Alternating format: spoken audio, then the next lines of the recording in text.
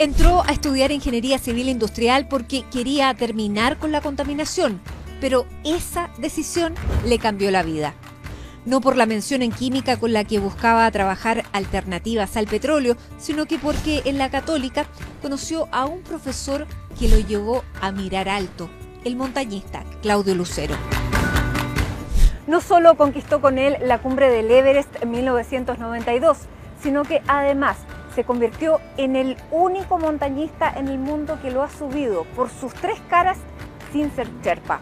Desafiándose en las cimas más altas del planeta, la montaña le enseñó las claves para enfrentar otros desafíos igual de monumentales. Convertirse con 38 años en director ejecutivo de Canal 13, liderar equipos que buscan la superación de la pobreza y hacer extensivo ese esfuerzo a otros países del continente a través de su trabajo en América Solidaria. Hoy encabeza también la Fundación Amigos de los Parques de la Patagonia. Es doctor en filosofía de la Universidad de Oxford, profesor universitario en Chile y en Estados Unidos, orgulloso papá de 3 hijas.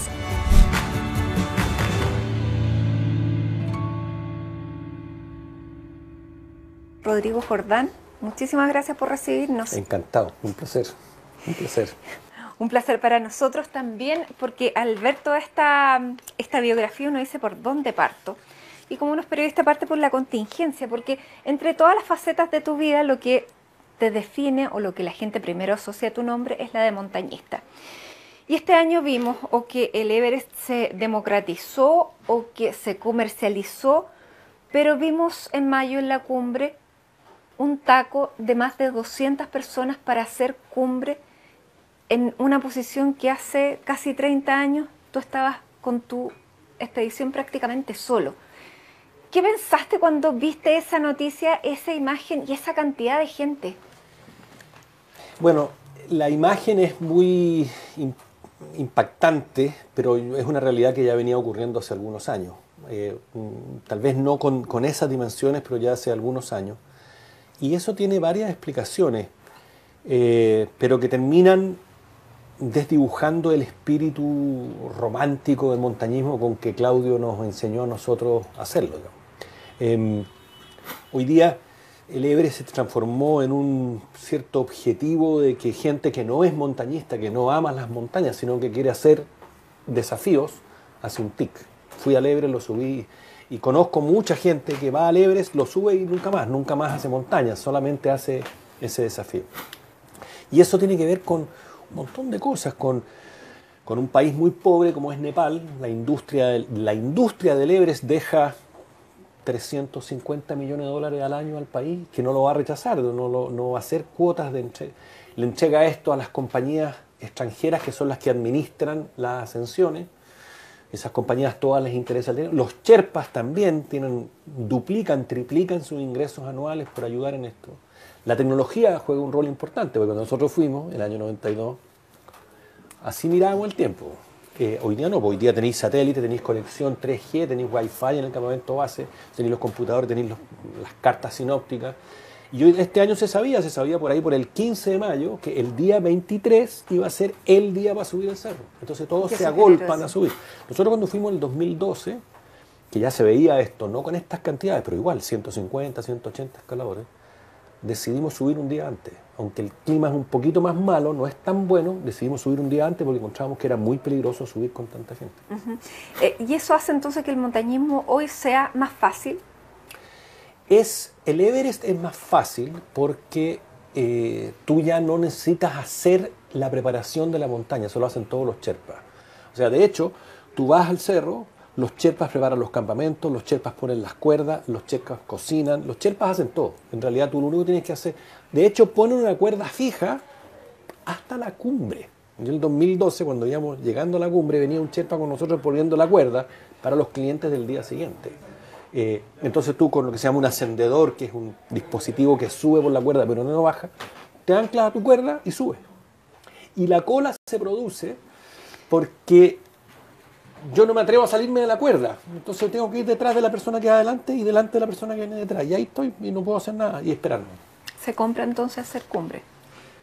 Bueno, lo que ocurre también es que las compañías más profesionales cobran mucho 120, 150 mil dólares, pero hoy día hay compañías nepalesas que te ofrecen hacer este mismo trabajo por 40 mil dólares, entonces se democratiza, se democratiza. Ya, se democratiza, pero no se termina con el espíritu original de la montaña. En el Everest sí, de todas maneras, de todas maneras. El Everest es otra cosa, no tiene nada que ver con el montañismo hoy día, es un espectáculo. Nosotros ya no vamos más al Everest, digamos, no tiene que ver con el montañismo, pero afortunadamente ocurre solo en el Everest, digamos. En las otras montañas de Nepal, en las otras montañas del Himalaya, hay mucho menos expediciones, hay 3 o 4 expediciones con espíritu de montañismo, con espíritu de equipo, de desafiar la naturaleza, etc. Pero el Everest a ti marcó, digamos, un hito en tu vida, sin duda. Lo subiste duda, por sí. las 3 caras y eres, como decíamos al inicio, el primer deportista, el único deportista que no Sherpa, que lo ha subido por las 3 caras. Y eso sin duda que es una hazaña que te pone en otro pedestal dentro de los montañistas. Pero mira, esto no es por ser falsa humildad. Yo la segunda vez que lo subí, gente joven quería subir. Querían celebrar los 20 años de la primera ascensión. Entonces me invitaron a ir. Y yo dije, ya, yo los acompaño. Nunca pensé que iba a llegar a la cumbre. Entonces fui y los acompañé por la ruta norte. Yo iba mucho más importante, iba en esa segunda expedición, porque nosotros perdimos un compañero en el Everest, Víctor Hugo Trujillo, y queríamos encontrarlo. Bueno, y llegué, y lo acompañé hasta el campamento 1 y me sentí bien, entonces lo acompañé al campamento 2 y finalmente llegué a la cumbre, digamos, pero no era un propósito llegar a la cumbre. Y después, en la última expedición, en la del 2016, efectivamente fuimos a buscar a Víctor Hugo. Víctor Hugo, yo sabía dónde estaba, sabía que el cuerpo iba a estar bien, porque fue a 6.500 metros del accidente, iba a estar congelado, iba a estar seco, y por tanto iba a estar, y efectivamente lo encontramos. Tanto así que yo a la familia acá le había dicho que preparáramos una placa, porque lo íbamos a enterrar formalmente, 30 años después. 30 años después. Y después lo hicimos, y lo encontramos y todo. Esa fue la expedición, la primera, en 1986, donde murió Víctor Hugo. ¿Qué pasó? Él tenía 22 años. Él iba en una arista, y las aristas en las montañas generan cornisas, porque el viento empuja la nieve así. Se genera una cornisa. Y él al pasar por aquí, esa cornisa se quebró y cayó a 700 metros. Y murió instantáneamente en una avalancha que él mismo provocó. ¿Qué pasa cuando uno va en una expedición, era la primera para ustedes, y se muere un compañero? Bueno, a nosotros nos sorprendió mucho. O sea, sabíamos que el montañismo la gente se muere, si uno sabe, pero lo sabe intelectualmente, no lo vive emocionalmente. De hecho, en esa misma expedición habíamos comentado que aquí habían muerto unos japoneses, etcétera, pero uno lo vive como que le pasa a otro, no le pasa a uno. Y cuando nos pasó a nosotros, fue extremadamente impactante, muy, muy fuerte. Y decidimos abandonar el cerro porque no estábamos bien espiritualmente. Para subir una montaña hay que estar bien físicamente, emocionalmente, intelectualmente y espiritualmente. Y nosotros no estábamos. Entonces abandonamos el cerro. Ahora, si nos pasara de nuevo, cosa que espero que nunca nos pase, yo creo que seguiríamos. Porque de hecho, aunque murió Víctor Hugo, después fuimos de nuevo, digamos, fuimos hasta que lo logramos hacer. ¿Y cuáles son los códigos de la montaña, Rodrigo? Por ejemplo, ustedes me imagino que se lo han planteado y que les puede pasar a cualquiera de la expedición, que tenga un accidente, que se presente una enfermedad. Por eso, depende. El compromiso es seguirlo o pese al riesgo que pueda significar ayudarlo, trasladarlo, quedarse con él, dejarlo. Nosotros tenemos un código que la vida humana vale más que cualquier cumbre. Y es muy fuerte en nosotros. De hecho, en el Lhotse, en una expedición del 2006, en la 4ª montaña más alta del mundo, intentamos salvar a un escalador checo, que finalmente murió. Había caído y lo encontramos al lado del camino y nadie se detenía, nosotros nos detuvimos y entonces en ese momento decidimos perder la cumbre por salvar la vida. Pero salvar la vida de él, ¿y qué pasa con la vida de ustedes? Porque ahí hay 2 vidas. Bueno, estábamos en el campamento, tuvimos una discusión. Yo estaba en ese lugar tratando de salvar a este checo y en el campamento base el jefe de los checos me decía, tenga cuidado porque por salvar a alguien que se va a morir igual, usted está poniendo en riesgo mis Sherpas, pero la decisión es suya. Y decidimos hacerlo así, decidimos intentar salvarlo. Murió finalmente igual, porque estaba en condiciones muy, muy malas. Y fuimos a la cumbre. Pero esa es una opción nuestra, no es necesariamente un código de montaña. O sea, hoy día en el Everest, especialmente, la gente pasa por arriba de los cadáveres. Y hay muchos cadáveres. Claro, hay mucho. Claudio Lucero te acompañó en esa primera expedición. Fue un golpe muy duro que incluso le trajo consecuencias después en términos del grupo de montañistas que inició una rivalidad que después cuando se hizo cumbre se quedó presente. Pero no vamos a hablar de esa historia que ya se ha hablado mucho. Sino que de Claudio Lucero. Claudio Lucero hoy tiene 86 años, sigue trabajando contigo. Sí, claro. Sigue subiendo montañas. ¿Hasta cuándo la montaña te permite escalarla? Bueno, la montaña es un deporte muy particular porque no tiene reglas. No es como el fútbol, que hay un guardalín, hay un árbitro, no tiene reglas. Las reglas te las pones tú. Ahora acaba de subir un americano a la pared del Yosemite sin cuerdas, sin nada, y arriesgó la vida a 900 metros. Entonces, sí, ¿hasta cuándo? Mi hermano está totalmente en desacuerdo con eso. Dice, eso ya es arriesgar la vida demasiado, es como jugar una ruleta rusa. Bueno, con la edad pasa lo mismo. Claudio Lucero hoy día sigue subiendo montañas. Claro, ya no va a subir el Everest, ninguna cosa, pero sigue subiendo montañas. Yo creo que va a seguir subiendo montañas hasta que las piernas no le den más, no. Hasta que las piernas no le den más. ¿Y tú? Igual. Tú acabas de cambiar de década, no vamos a decir a cuál, pero te quedan todavía muchos desafíos. En materia de montaña, ¿qué te queda? No, pero acabamos de estar explorando una ruta nueva al Kanchenjunga, que es la tercera montaña más alta del mundo, que queda en el este de Nepal. Y no sabemos, pero probablemente el próximo año la intentar hacerla. Hasta que también no me den las piernas. Ahora, ojo a que no somos muchos los que nos dedicamos la vida entera al montañismo. Los montañistas en general tienen un periodo de 10, 15 años donde hacen cosas extraordinarias y después se retiran. Somos pocos los que hasta la edad que tenemos seguimos haciendo montañismo. Hace unos meses, Rodrigo, vimos en las calles una gigantografía de una publicidad de una mujer que no solamente había vencido el cáncer de mama, sino que después de vencer el cáncer de mama había vencido la cumbre, había hecho la cumbre del Everest, convirtiéndose además en la primera mujer en esa condición en hacer cumbre. Bueno, esa mujer es la mamá de tus 3 hijas. Hoy día están separados, pero es la madre de, como decía, de tus 3 hijas, subió con 2. ¿Qué significó verla en eso? Me emocionó mucho. Era una cosa totalmente sorprendente porque pasar de un cáncer de mama, de las quimioterapias y de la operación, etcétera, tú dices, bueno, con que se recupere está perfecto. No solo se recuperó, sino que decidió subir el Everest. Yo le pregunté, ¿por qué el Everest? ¿Por qué no otra montaña? Porque el Everest es el mayor desafío que hay nomás. Es realmente impresionante lo que hizo. O sea, de verdad impactante. Pasar de acá a acá, no es como nosotros que estamos sanos, que estamos entrenados, etcétera. Es bien impactante, bien impactante. Bueno, ustedes se habían conocido precisamente en esto. Sí. Era lo que le faltaba. Sí. No, muy emocionante. Además subió con 2 de tus hijas. Claro, la mayor de mis hijas había estado con nosotros en otra expedición, en el campamento base, como jefe de expedición, en el 2012, y ellas dos, bueno, todos habíamos estado en el campamento base, pero nunca en expediciones, y ahora ellas dos la acompañaron, la Natalia y la Elisa. ¿Y qué te pasa como papá? Porque, claro, van a hacer cumbre, en una cumbre que uno sabe que pueden pasar tantas cosas. Es que, mira, a mí mi papá me dijo, mire, esta es una pasión que usted tiene, y con las pasiones no hay nada que hacer. O sea, ¿qué le voy a prohibir? Mi mamá estaba totalmente en desacuerdo con todo esto, pero ojo que ahí conocí el amor de madre, porque estando totalmente en desacuerdo me ayudaba a conseguir auspiciadores, me importaba los equipos, qué sé yo qué. Pero mi papá me dijo, entonces lo único que le podemos pedir es que lo haga bien, lo haga con excelencia. O sea, usted no tiene derecho a matarse, no tiene, porque usted no tiene derecho a causarle el dolor que le va a causar, yo era cabro, a su mamá, a mí, a sus hermanos, eventualmente en su vida mayor, a su esposa, a sus hijos. Y esa excelencia yo la he aplicado en toda mi vida, no solamente en el mundo del montañismo, y mis hijas también. Entonces, ellas fueron hasta el campamento base nomás, no iban a ir hasta la cumbre porque no estaban preparadas, porque además no era parte de su psicología. Pero hacemos las cosas bien, ¿Tú te acordabas de tu papá?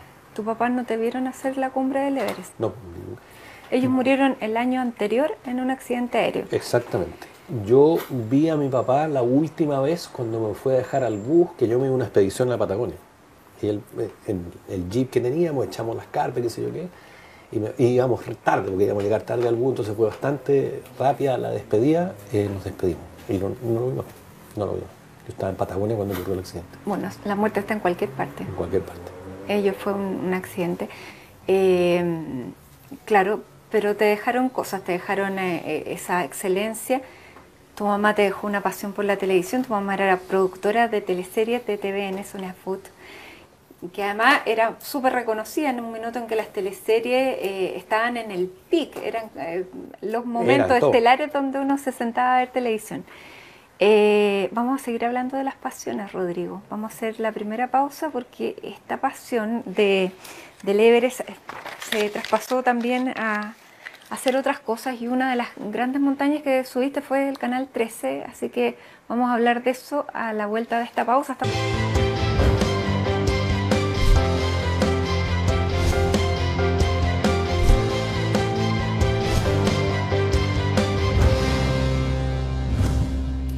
Ya estamos de regreso en esta edición de CNN Íntimo junto a Rodrigo Jordán. Estamos en Vertical, una empresa que nació como una fundación, luego se convirtió en esto que es parte de fundación, empresa. Ya vamos a hablar de esto, pero íbamos a hablar, Rodrigo, de este segundo Everest, que fue el Canal 13. Y que yo te preguntaba si efectivamente tu mamá, como la tremenda productora que fue una influencia para que tú conocieras la televisión, primero como director de Teleduc, y después aceptaras, bueno, ella ya no estaba, pero me imagino que sí estaba en tu conciencia, aceptaras la dirección de este monstruo que era en ese entonces Canal 13. Fue una influencia sin duda. Las cosas en la vida uno muchas veces se le dan, no las busca. Yo era profesor en la universidad y Alfonso Gómez, que era director de Teleduc, me dijo: Rodrigo, yo voy a dejar el Teleduc y quiero proponerte como director. Y dije, ya, entonces, ¿tú sabías de televisión? Porque tu mamá trabaja en televisión y qué sé yo, pero también sabías de educación. Y dije, yo acepté ser el... Y ahí me acerqué mucho más a mi mamá, porque la televisión había sido muy importante en parte de nosotros en la vida. En la casa se grababan las telenovelas, porque la mamá no alcanzaba a llegar a verlas, porque estaba trabajando en el canal, entonces se le grababan, cosa que ella llegara después de comida, entonces veía el capítulo al aire. Y después vino lo del canal y ella ya no estaba. Y en tu casa siempre estuvo llena de actores, de personajes. Bueno, es que mi mamá trabajaba un poco en la casa, porque vivíamos al lado de Televisión Nacional, a 2 minutos en Pedro Aldea Norte. Entonces ella hacía muchas reuniones, muchas conversaciones, prefería tener en la casa. Entonces llegaban actores, productores, directores, vestuaristas a comer, a tomar once. Muchos actores, la Nidia Caro, la Raquel Argandoña, trabajaban sus papeles en la casa, para no trabajarlos en el canal, con profesores y con impostaciones de la voz y qué sé yo, todas esas clases de esas cosas. Y nosotros llegábamos a almorzar de la universidad o llegábamos a comer y nos encontrábamos con la Quintrala. Exactamente. No, fue bien impresionante. Una casa muy rica porque por otra parte mi papá estaba en Naciones Unidas, tenía inmunidad diplomática, y en esa época, la época de la dictadura, sí, conversaron muchas conversaciones políticas en mi casa. En mi casa pasaron toda la gente de la Concertación, Gabriel Valdés, Foxley, Elwin, etc. Tenían muchas conversaciones. Entonces, una casa intelectualmente muy estimulante, muy estimulante. Doble pregunta entonces. ¿Cómo llegaste a ser el director ejecutivo de un canal que en ese entonces su director, y por muchos años, fue Eleodoro Rodríguez Mate, que además tenía una característica el canal en esa época, que era, si bien durante el tiempo de la dictadura era lo más abierto que había como televisión, era bastante conservador? Mira, yo creo que, aquí, de nuevo, sin falsas modestias, yo tengo un solo talento, y hoy día a mi edad lo puedo decir, que es poner a la gente de acuerdo. Y yo creo que esto surge porque el Teleduc era una organización que era la mitad de la universidad y la mitad del canal.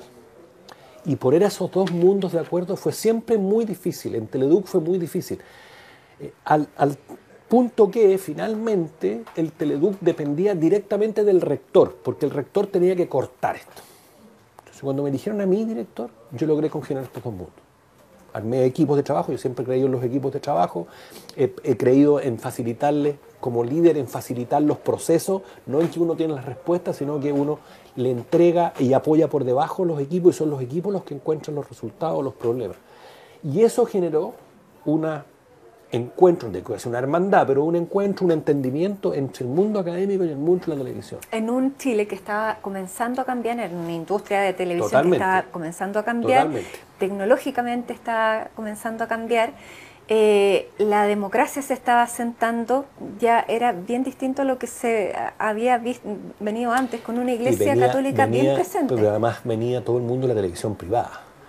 O sea, cuando yo asumí el canal, bueno, solo para terminar, el rector entonces dice, este joven, cuando fallece don Eleodoro Rodríguez, este joven puede, que ya no era tan joven, pero un joven 38 igual, años, porque sí, don Eleodoro tenía 80, yo creo. Puede armonizar el trabajo entre la universidad y el canal. Y ahora, cuando yo llegué al canal ya era el año 98. Y ahí habían ocurrido muchas cosas en la industria, muchas cosas en el país, muchas cosas en la tecnología, que provocaban la necesidad de hacer un cambio muy grande en el canal. Bueno, en esa época tú llegaste y había 3 computadoras con internet en todo el canal, y se los cuento porque Rodrigo era mi jefe en esa época en el canal 13. Y claro, era una época en que era radicalmente distinto. Era totalmente distinto. En las noticias, los computadores tenían letritas verdes. O sea, eran letritas verdes. No sigas contando. Era increíble. Pero además... una situación económica muy delicada para el canal, porque el canal, como tú muy bien dices, producto de su historia, la dictadura, etcétera, era el canal más visto, tenía sintonías altísimas, por tanto tenía mucho retorno económico. Y cuando yo llegué, el año 98, ya había perdido ese primer lugar. Lo había recuperado Televisión Nacional a lo largo del momento de la vuelta a la democracia, el año 90, a partir de 8 años de trabajo, y además de televisión privada, que estaba en Mega, que estaban en distintos canales. Entonces se armaba una competencia mucho más grande, mucho más grande. Y comenzaba también a democratizarse la sociedad, el periodismo era distinto. Me imagino que empezaron los telefonazos, los llamados telefónicos, en una época donde se cuestionaba poquísimo todo. Totalmente.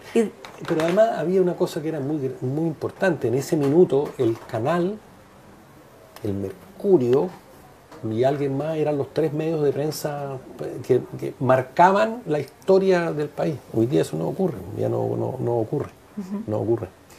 Estamos viviendo otra etapa de la televisión, vamos a seguir hablando de eso, pero también era un canal donde la pertenencia a la Universidad Católica le daba un poder a la Iglesia Católica, es un canal de una universidad pontificia, por lo tanto la Iglesia Católica, la pontificia, estaba dentro del canal. En esa época no se podían decir muchas palabras y tú empezaste a cambiar eso también. ¿Cómo fue trabajar con esa iglesia y cómo ha sido ver la evolución de esta iglesia? Yo fui a hablar con el arzobispo en ese momento y explicarle que el mundo estaba cambiando. O sea, ellos también se dan cuenta, el mundo estaba cambiando. A nivel que yo propuse que el canal se vendiera. Por supuesto que me dijeron que no, pero yo dije, mira, es el momento que el canal se venda. Esto en los próximos 10 o 15 años no va a poder ser, simplemente no va a poder ser, no se va a poder mantener. De hecho, era el único medio de la iglesia en el mundo que ganaba plata. El único. Con programas que a la iglesia no le gustaban. Exactamente, pero con todas las razones que tú queráis, pero era el único. Y la iglesia dijo que no, porque era un medio muy importante para influir, ¿no es cierto?, sobre la sociedad y sobre la cultura chilena, etc. Entonces hubo que trabajar con la iglesia. Pero el problema no fue con la iglesia, fue con los distintos grupos de interés que había en el canal. O sea, los animadores por una parte, o sea, los actores que tenían una gran podestad sobre lo que hacían en el canal, los grupos políticos, la universidad, la academia de la universidad, los otros medios de comunicación, había mucho interés, muchos grupos de interés sobre lo que ocurría en el canal. Era bien impresionante eso. Ahora leía la entrevista que le hacían a Max Luxich, que es raro eso, porque le hacen una entrevista al director del canal, un periódico, pero nadie le hace una entrevista en televisión al director del periódico. Nunca he entendido eso yo por qué. No hay una cierta igualdad, ¿no? Claro, el cuestionamiento no es recíproco. No es recíproco. Y en esa época, tú saliste a los 2 años y dijiste, cometí muchos errores. ¿Cuáles fueron tus errores? Pero el error más... El primero es un error de diagnóstico. Yo, cuando vi los números, cuando vi la realidad, dije yo, este transatlántico se va a hundir. Y yo se lo hablé esto con el rector, porque el canal era fuente muy importante de financiamiento de la universidad. Una tercera parte del presupuesto de la universidad venía del canal. Y por tanto eso yo me daba cuenta que no iba a seguir siendo. Y por tanto el impacto sobre la universidad, que es mi alma mater, era mucho más grave. Entonces lo hablé con el rector, dije esta situación, dije aquí hay que hacer cambios radicales. Radicales. Los que me costaron finalmente el trabajo, pero ese diagnóstico estuvo mal hecho. ¿Debieron ser más paulatinos? Mucho más paulatino. Mucho más paulatino. El transatlántico no se iba a hundir, era un transatlántico, y los transatlánticos se demoran en hundirse. Entonces yo lo pudiera haber hecho con mucho más calma. Porque hice cambios en todas partes, hice cambio con los examinadores, cambio con los medios de comunicación, cambio con la universidad. Cambio en prensa. O sea, en todas partes, en prensa, en producción, etc. Entonces, todo esto por un diagnóstico mal hecho. Bueno, pero el diagnóstico inicial sí estaba bien hecho, que finalmente se iba a tener que terminar vendiendo y lo compra Andrónico Luxit, el 66%, que tú ya eso lo compra el año 2010. Y tú lo habías ayudado, habías coordinado la expedición con la que él hizo Cumbre del Everest el 2004. Cuando compra el Canal 13, ¿conversaste con él? ¿Le diste alguna idea, algún consejo, alguna prevención? Él me llamó y me dijo, Rodrigo, me gustaría que me echaran una mano, que me ayudara con ciertos consejos y qué sé yo qué. Trabajé un par de años con un grupo de gente asesorando, etcétera, y después me nombró director del canal. Sí, yo era miembro del directorio, fui director del canal en 2014, 2015 o algo así. Y entonces ya fui a hacer reuniones de directorio al canal. Tú dices que cometiste errores. ¿Qué tiene el Canal 13 que la montaña no tenía? ¿O viceversa? Mira, yo he pensado harto en el canal, en las personalidades del canal. Y el ego es muy grande en el canal. Y eso tal vez tiene que ver por el rating, tiene que ver por los aplausos. Yo me acuerdo de haberlo conversado con Mario Kreuzberger. Yo decía, pero Mario, tú eres el hombre más exitoso que existe. Me dice, sí. Pero si el próximo sábado no me va bien en el programa y me va mal, todo eso que he construido para atrás no vale nada. Entonces están sometidos la gente de la televisión a un reconocimiento externo, ¿sí? No a una fuerza interna, a un reconocimiento. Gonzalo Beltrán, con quien trabé una amistad muy profunda, viven para el mundo exterior y eso es muy fregado. Eso es muy, muy, muy delicado. La montaña no tiene ego. La montaña, no, sobre todo nosotros, con Claudio Lucero, trabajábamos todos en equipo y el que llega a la cumbre en representación de todos. Y algunas veces hemos ido a la cumbre, otras veces nos hemos quedado en el campamento base, pero no hay una búsqueda. Además, la montaña tampoco, hoy día más porque hay medios de comunicación, pero nosotros partíamos, a nadie le importaba. No lo hacías para el público, lo hacías por una cosa interna. Rodrigo, ¿y qué piensas hoy de la Iglesia Católica, que era tan presente en ese entonces? Claro, tú dices no fue lo más problemático, pero era muy, muy presente una iglesia que en este curso de 20 años ha perdido poder, se ha vuelto casi irrelevante y las noticias que hace las hace por todos los días conocemos casos de abuso. Es dramático, es dramático.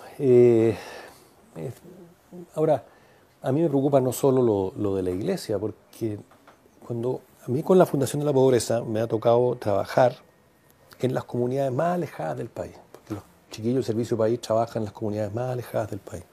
Entonces uno conversa con la gente, con las personas. ¿Sí? He estado harto pensando en que ustedes tratan a la gente de televidentes, los otros los tratan de usuarios, los otros tratan de ciudadanos incluso, o de clientes. La gente son personas finalmente, y son personas. Y las personas están muy desconcertadas. Algunos enrabiados, pero muy desconcertados. Primero por todos los procesos de cambio que están ocurriendo en el mundo, que son salvajes y los podemos conversar después. Pero también tan desconcertados y frustrados con la injusticia. Porque la injusticia no entendida como la falta de equidad, que son problemas macro, sociales, económicos, sino que cuando alguien comete un delito, un desfalco, y eso tiene que ver con los delitos de la iglesia, pero también con los delitos de colusión de las empresas, también con las malversaciones de fondos en las Fuerzas Armadas, etcétera. Como que la gente hace estas cosas y no tiene consecuencias. No tiene consecuencias, o sea, no le pasa nada. Y muy por el contrario, a una señora, que yo la conozco, que los camiones de la papelera pasan, o de las forestales, perdón, pasan por atrás, le tiran tierra y no puede vender su empanada, y fue a reclamar y habló con el alcalde y nadie le hizo caso, se tomó la carretera, puso unos neumáticos, le cayeron 40 carabineros encima. Entonces esa injusticia tiene la gente muy cabreada. Y con la iglesia pasa eso mismo. La iglesia, porque lo de la iglesia es muy dramático, porque hay un discurso que es totalmente contrario al accionar de muchos sacerdotes, no de todos por suerte, ¿eh? O sea, hay que distinguir siempre estas cosas. No es el empresariado, no es la iglesia, son personas dentro, y porque en cada una de estas cosas hay muchas realidades distintas. Pero hay una responsabilidad institucional. Sin duda alguna, sin duda alguna. O sea, los derechos humanos no los violó el sargento tanto, sino que fue el ejército. No, sin duda alguna. Y las empresas también. O sea, la empresa paga la empresa completa, no solamente el gerente o el subgerente que cometió el desfalco. No, lo único que digo es que muchas veces se hace el juicio que los empresarios son así. Uno conoce muchos empresarios que no son... Que no son así, no son todos los sacerdotes, pero hay una estructura que lo permite. Y eso tiene muy cabreado a la gente. Esa injusticia, la desigualdad de trato es muy fregada, ¿cierto? Porque el servicio de salud, yo voy y me hacen esperar y qué sé yo qué, y viene una persona que tiene otra condición económica y la tratan en el mismo servicio. La tratan espectacularmente bien. Entonces, ¿por qué? ¿Por qué esa desigualdad de trato? Que tiene que ver con condiciones sociales, con condiciones de género, con condiciones, y cuando digo género no solo masculino y femenino, sino que con todas las diferencias que hay. ¿Por qué?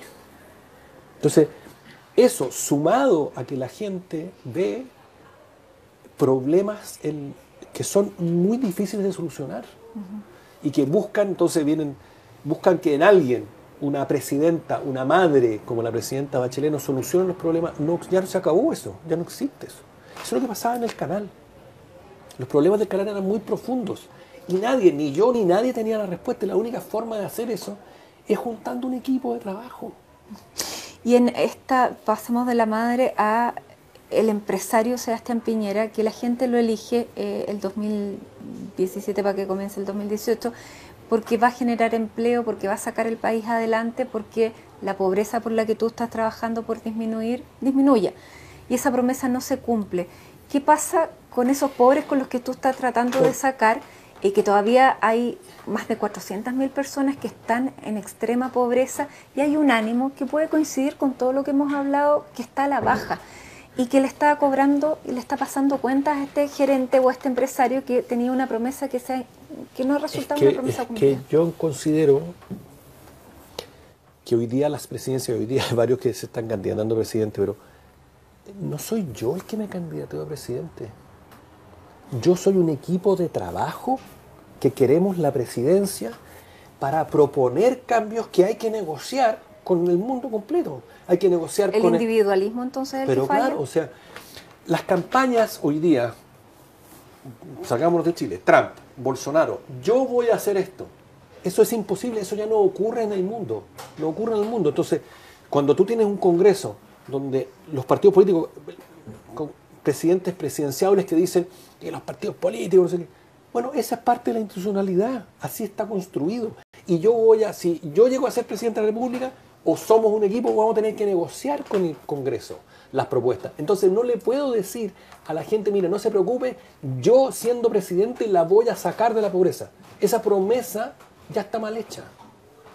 Porque no puedo hacerlo yo. Ojo, mira, los problemas, yo vengo llegando a Estados Unidos y me impactó un problema que describía el decano de la escuela de Wharton. Me decía, mira, los camiones digitales, los camiones manejados digitalmente, van a ser realidad en los próximos 5, 10 años. No más que eso. Se van a quedar sin trabajo 7 millones de choferes de camión en Estados Unidos. 7 millones de choferes de camión en Estados Unidos. Y esa solución a ese problema no la puede hacer un presidente. Nos tenemos que sentar a ver qué hacemos con esto. ¿Cómo resolvemos el problema del desafío tecnológico que le soluciona o le permite abordar este problema a la gente? Mira, el problema de la educación. Está bien, yo entiendo la discusión sobre la historia de la educación física, que me decía a mí la educación física en tercero y cuarto medio. Yo entiendo esa discusión. Pero mucho más profunda es una discusión que no hemos tenido. La discusión de la educación está sobre el acceso, la calidad, mira el paro de los profesores ahora, el acceso, la calidad, las remuneraciones.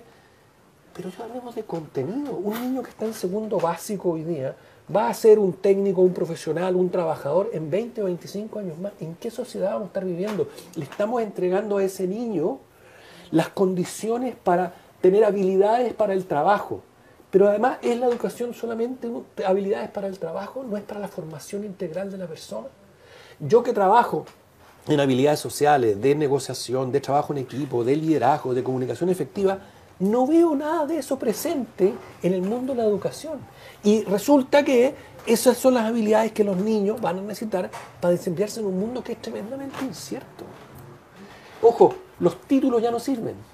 Sí, eso es impresionante. Bueno, tú eres menos que yo, pero cuando yo era niño, me dijeron, mire, sáquese la mugre estudiando, porque usted si es trabaja, va a poder tener un título profesional, y va a tener un título profesional, entonces va a poder trabajar y va a tener un buen bienestar económico y social.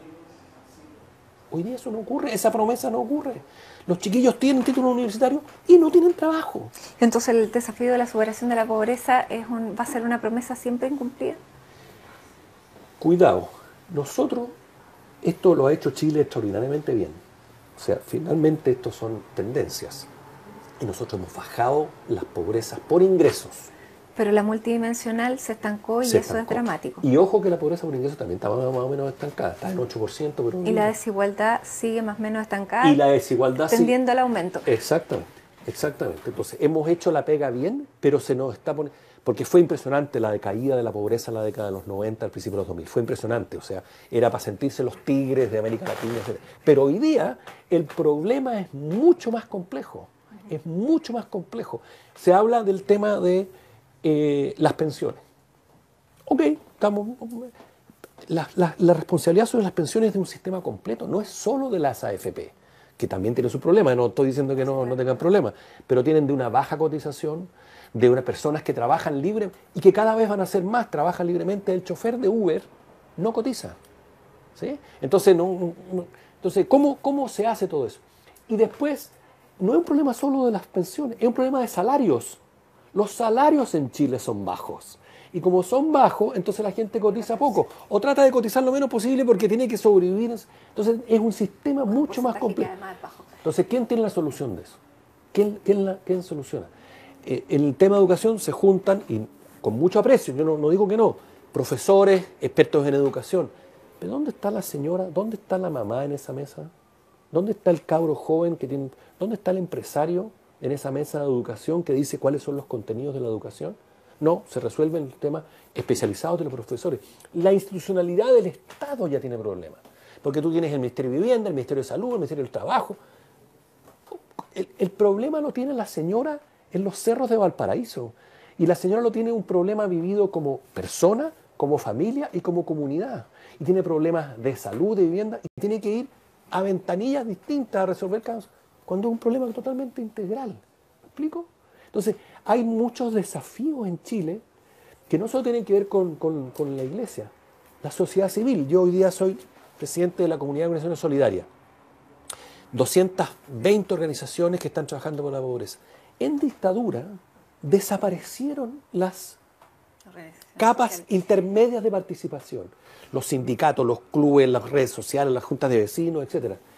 Y ojo, cuando abrimos la democracia no le fue muy interesante a la democracia devolverle el poder a esa gente, esas capas intermedias. Entonces, ¿qué es lo que hacen?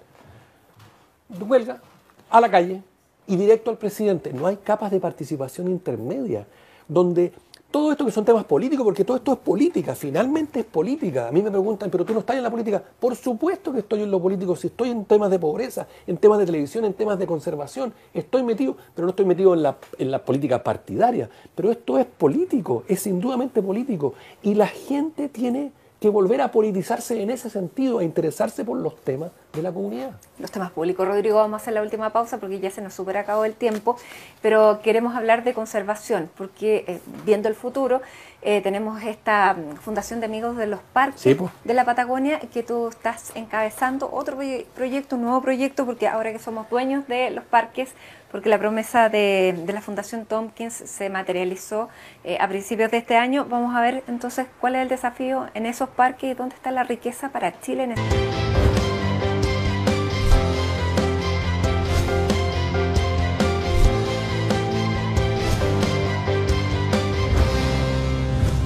Ya estamos iniciando el último segmento de esta edición de CNN Íntimo, que nos hubiera encantado, por supuesto, hacerle en la montaña, pero esto es lo más parecido que encontramos cerca de la oficina de Rodrigo. Y estábamos hablando de la superación de la pobreza, y para cerrar el tema, Rodrigo, te quería preguntar cómo encaja en esto otra también de tus caras, que es el trabajo con los países del resto de la región de América Latina que están llegando a nuestro país. ¿Cómo se insertan los migrantes en este escenario en que tenemos una tasa de desempleo que está subiendo y que se les mira a ellos como los responsables? ¿Cómo podemos hacernos cargo de tener una migración que finalmente es la tendencia sin que eso genere un problema social? Bueno, hay un detalle técnico allí, que es muy difícil probar que porque entran los migrantes disminuye la pega, ¿no? Porque son niveles distintos de trabajo. Entonces, eso pareciera ser que no es tan cierto. Pero el discurso está presente. Estoy de acuerdo. Pero el discurso de la central hidroeléctrica de Hidroaicén hace 10 años atrás de que nos íbamos a quedar sin luz en este año. Y hoy día hay luz perfecta. O sea, una cosa es el discurso y la otra cosa, por eso digo, es el detalle técnico de las realidades. De nuevo aquí hay una perspectiva. Y yo lo pienso incluso con el tema de la mediterraneidad de Bolivia.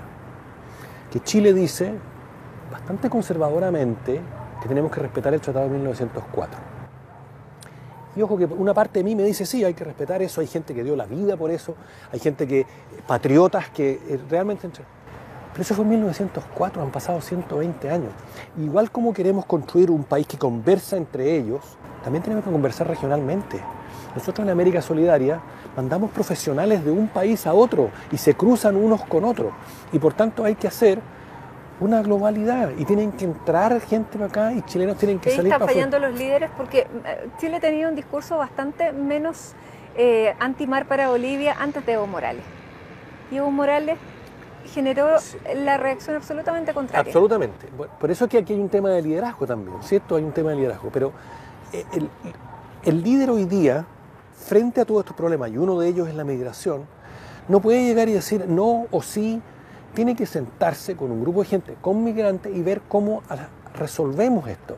Pero no se trata de cerrar las fronteras, es imposible cerrar las fronteras, ni tampoco abrirlas abiertamente. Hay que regular una migración que sea adecuada, que sea digna, que trate a la gente solidariamente y las trate como personas.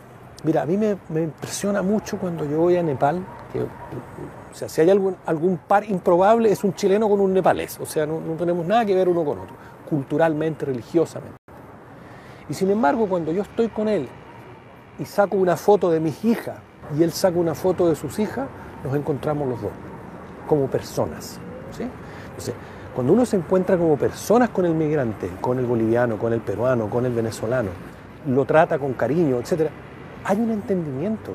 Y los migrantes también van a comprender perfectamente que no pueden llegar y apoderarse de todo, porque tampoco es su interés, quieren tener una vida pacífica con sus familias, educar a sus niños, etc. Entonces, igual como uno quiere un país más acogedor, más tolerante, más solidario, también quiere un continente más solidario, más acogedor, más justo, más conversador. Yo te decía que ojalá hubiéramos podido hacer esto en una montaña, pero también digo, ojalá lo hubiéramos podido hacer en el sur, en los parques de la Patagonia, porque estás liderando la Fundación de Amigos de los Parques de la Patagonia, que busca precisamente poder preservar y, como dice Christine Tompkins, usufructuar sin intervenir de esta riqueza que tenemos. Estás preservando, tratando de incorporar a Chile para poder cuidar esta donación gigantesca que nos hicieron. ¿De qué se trata este proyecto? Y cómo algún día vamos a poder tener acceso a esos parques que, pese a que ya nos pertenecen, legalmente están tan lejos y es tan caro llegar? Bueno, hay varias componentes allí. La primera es que, como tú muy bien dices, los parques nos pertenecen y eso es súper importante. Los chilenos somos dueños de ese territorio. Y uno de los roles por los cuales yo me involucré, evidentemente es por la conservación, la biodiversidad, la protección del medio ambiente, y eso está muy bien, y es parte. Pero también es parte importante la segunda pregunta, o la segunda parte de tu pregunta, que es la democratización de estos espacios. Para mí es tremendamente importante que los parques nacionales sean del Estado. Otra cosa es cómo los administramos, pero que sean del Estado y que por tanto estén abiertos a todos, a los chilenos y a los migrantes, que estén abiertos a todos porque son espacios de reencuentro de la familia, de reencuentro de la persona con la naturaleza, de reencuentro en comunidad, y eso para mí es muy importante, no es esto de crear espacios, lugares cerrados, privados, que no tengo acceso. Entonces, no es solo un tema de conservación, es un tema de democratización. ¿Y cómo somos capaces de también cuidar este patrimonio que nos entregaron de la manera en que lo entregaron y además poder hacerlo sustentable de la manera en que la Fundación Tompkins lo entiende? Lo que pasa es que aquí hay un cambio casi cultural, y es que el planteamiento de los parques establece no solo la conservación de los parques, un lugar público que los puedan visitar, sino que también plantea un modelo de desarrollo, un problema de desarrollo económico y social. Y eso está cambiando en Chile. Antes se veía la Patagonia como un lugar de explotación minera, explotación ganadera, explotación de los salmones, etc.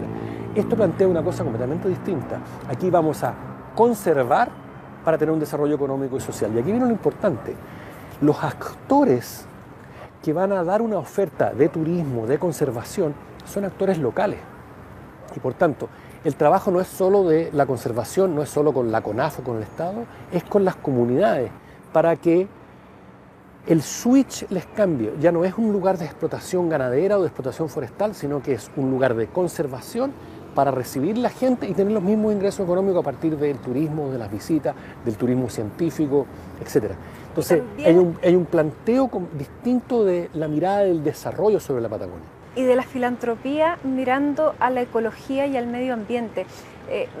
No creíamos que fuera verdad cuando Tompkins lo planteó. Pensábamos muchísimas cosas, que se iba a transformar en un campo casi de entrenamiento de militares, que se iba a cortar el país, bueno, muchísimas cosas. Nada de eso era así, era finalmente verdad lo que él decía, porque no conocemos la filantropía en ese ámbito.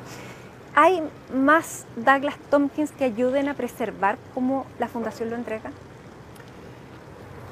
En el mundo sí. En el mundo sí. Hoy día estamos en un proyecto muy grande que se llama Proyecto de la Financiación Permanente, por traducirlo directamente del inglés, PFP, en donde busca la donación de filántropos internacionales, no solo chilenos, sino que fundamentalmente internacionales, para en un proyecto conjunto con el Estado entregarle grandes dineros a la conservación de los parques nacionales.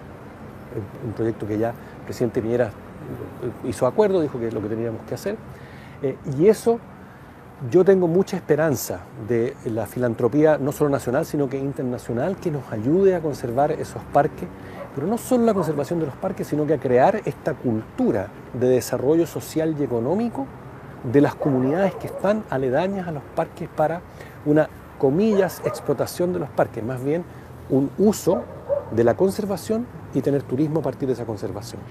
Cuando partía la entrevista, Rodrigo decía que tú estás partiendo un nuevo ciclo, una nueva década, estuviste de cumpleaños hace muy poco. ¿Esto es parte de este nuevo ciclo? ¿Cuál es el desafío del nuevo ciclo que comienza con el cambio de década? Mira, lo dijimos en un bloque anterior, yo estoy convencido de que uno tiene que estar en lo político, no digo en la política partidista, sino que en lo político, en los temas que son fundamentales para el desarrollo. Mira, yo de verdad creo que Chile tiene una tremenda oportunidad, de verdad, de hacer un país mucho más acogedor, mucho más solidario, mucho más tolerante, mucho más justo. Y eso se hace no solo a partir de la política, sino que también de lo político. Y por tanto, por ejemplo, participar en los parques nacionales te permite hacer eso, te permite hacer algo que es una política de conservación que permite un desarrollo económico social para una región completa. A eso me quiero dedicar, todavía me queda. Los próximos 60 años de la vida. Rodrigo Jordán, muchísimas gracias Encantado. por darnos todo este tiempo para repasar todos estos aspectos de tu vida. Muchas gracias. Muchas gracias. Y gracias a ustedes también por acompañarnos en esta edición de CNN Íntimo. Como siempre, los dejamos invitados para que nos volvamos a encontrar en 7 días.